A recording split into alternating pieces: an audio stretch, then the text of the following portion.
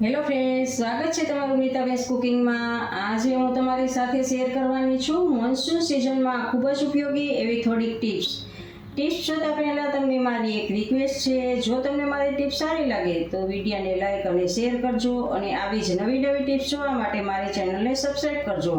તો ચાલો આપણે ટિપ્સ જોઈએ। આપણે વરસાદમાં ખૂબ જ ભીંજાયા હોઈએ અને શરદી થઈ ગઈ હોય તો એ માટે આપણે ટિપ્સ જોઈએ। તો જો ગેસ ઉપર એક વાસણ લીધું છે ને એક ગ્લાસ ભરીને એમાં પાણી એડ કરવાનું છે। પાણીને આપણે ઉકાળવાનું છે। એમાં સાથે આપણે 3 થી 4 અથવા તો 4 થી 5 આપણે કાળા મરી એડ કરશું અને 2 લવિંગ એડ કરશું। તો જો આપણે આ 2 લવિંગ છે એ પણ એડ કરીએ છીએ અને સાથે જ આપણે 4-5 તુલસીના પાન એડ કરીએ છીએ અને થોડુંક ગ્રેટ કરેલું આપણે આદું। તો આ બધું આપણે ઉકળવા દેવાનું છે અને ત્રીજા ભાગનું પાણી રહે ત્યાં સુધી આપણે આને ઉકાળવાનું છે।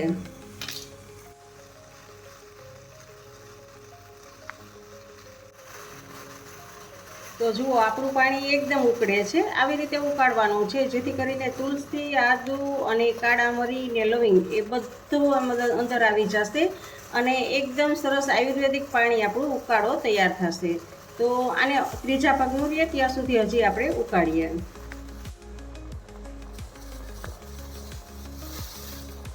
હવે આપણું પાણી ઉકળી ગયું છે તો તમે જોઈ શકો છો કે ત્રીજા ભાગનું પાણી આપણું બચ્યું છે। તો હવે આમનેમ જ આપણે આને થોડુંક ઠંડુ થવા દેવાનું છે। નવશેકું થાય ત્યાં સુધી આપણે હાથથી આંગળીની મદદથી આપણે ટચ કરી શકીએ એટલું આપણે ઠંડુ થવા દેવાનું છે આને। હવે એક વાસણમાં આપણે એને ગળણીની મદદથી ગાળી લેવાનું છે અને એમાં આપણે 1 ચમચી મધ ઉમેરવાનું છે।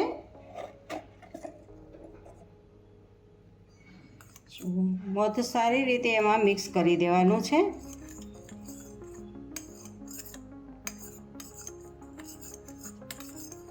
હવે આ પાણી ઉકાળો કહેવાય છે। આ આપણે ઉકાળો છે એ વરસાદમાં ભીંજાઈને કોઈ પણ મોટા કે બાળકો કે કોઈ પણ આવે તો એને આવી રીતે ઉકાળો બનાવીને પાસો તો શરદી નહીં થાય અને થઈ હશે તો પણ શરદી સાવ હોઈ જશે। તો આવી રીતે જો શરદી થઈ હોય તો દિવસમાં 2 વખત સવાર સાંજ 2 વખત પાવાનો છે અને શરદી ના થઈ હોય ને ખાલી ભીંજાણા હોય છે તો દિવસમાં 1 વખત આવી રીતે ઉકાળો બનાવીને પી લેવાનો છે।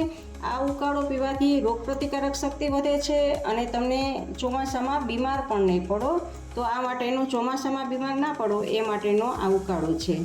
હવે એવું હોય છે કે ચોમાસામાં જો તમે અથાણું કાઢેલું હોય અને એની બરણીનું ઢાંકણ છે એ થોડુંક ખુલ્લું કે થોડુંક ફિટ ન થયું હોય તો તમારા અથાણા ઉપર ફૂગ ચડી જાય છે।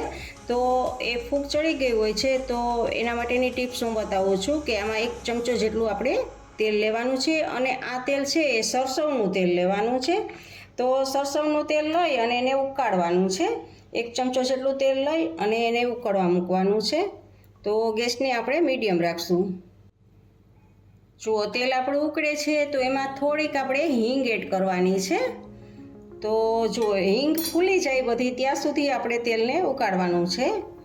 તો હિંગ આપણી બધી જ ફૂલી ગઈ છે। હવે આપણે ગેસને ઓફ કરી દેવાનો છે અને આ તેલને આપણે ઠંડુ પડવા દેવાનું છે। તેલ ઠંડુ પડે પછી જ્યારે બરણીમાં અથાણાની બરણીમાં ઉપર ફૂગ ચડી ગઈ હોય છે ત્યારે એ ફૂગને તમારે ચમચાની મદદથી બધી જ ફૂગ કાઢી લેવાની છે અને ફૂગ કાઢી અને પછી અથાણા ઉપર આવડું આ તેલ છે એ ઠંડુ પડે એટલે આ તેલને એની ઉપર રેડી દેવાનું છે।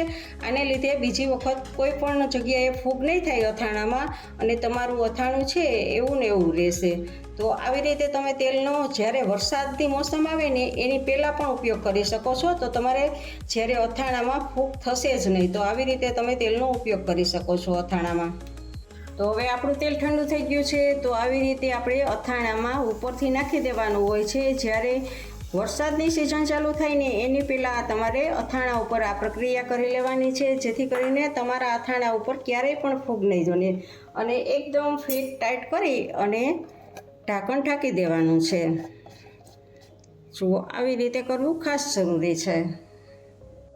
હવેની ટિપ્સમાં આપણે ચોમાસામાં માખીનો બહુ જ ઉપદ્રવ થઈ ગયો હોય છે, માખી મચ્છર ને એ બધું, તો એ માટે માખી માટેની આ ટિપ્સ છે। તો જુઓ આ લીંબુના 2 ભાગ કરવાના છે। આવી રીતે 2 ભાગ કરી નાખશું લીંબુના. અને આવી રીતે લવિંગ, આ બીવાળું ઉપર આ હોય બી, એ બિયાવાળું લવિંગ આપણે આમાં ખોસી દેવાના છે આવી રીતે. તો જુઓ, તમે જોઈ શકો છો કે આવી રીતે લવિંગને ખોસવાનું છે. 5-6 કે 6-7 જેટલા આવી રીતે આમ ખોસી દેવાના છે.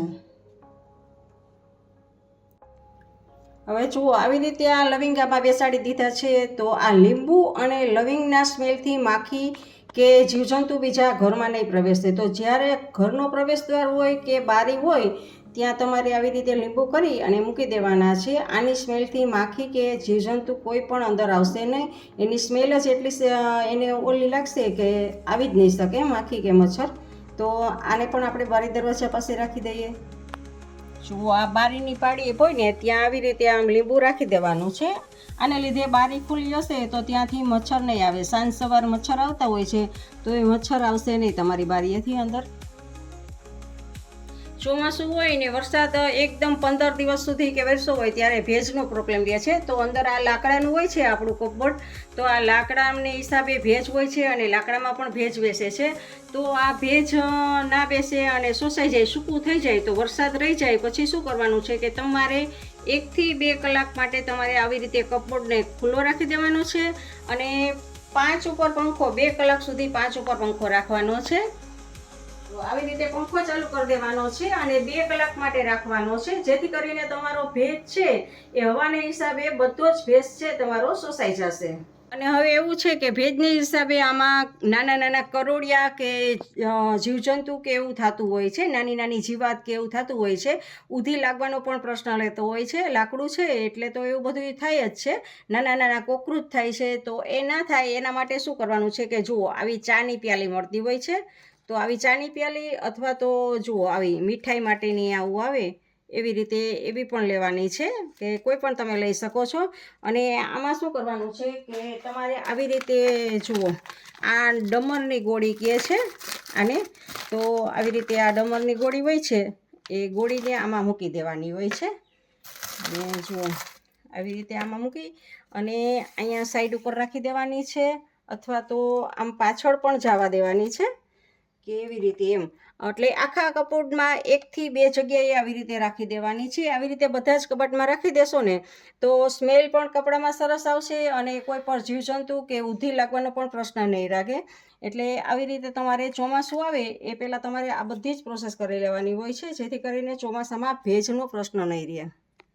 ફ્રેન્ડ્સ, તમને મારી આ મોન્સૂન માટેની ટિપ્સ કેવી લાગી તે કમેન્ટ કરજો. અને જો ગમી હોય તો તમારા ફેમિલી મેમ્બર્સ અને ગ્રુપમાં શેર કરજો. અને આવી જ નવી નવી ટિપ્સ જોવા માટે મારી ચેનલને સબસ્ક્રાઈબ કરજો. તો આવજો, બાય. ફરી મળીએ એક નવી ટિપ્સ સાથે.